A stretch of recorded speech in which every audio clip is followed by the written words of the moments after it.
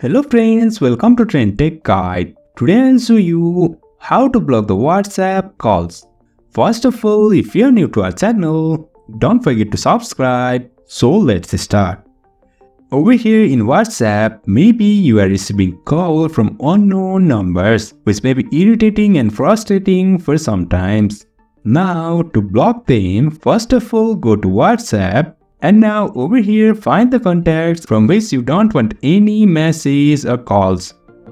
Now I have selected the second one. Now over here you can see here is voice call. This person is irritating me by calling me time and often. Now I want to block him. For that I'll tap on this contacts for a while. After tapping here, on the top right you'll find these three dots. Tap on this and now over here you can see here is block. Tap on this and now you can see over here blocked contacts cannot call or send you message.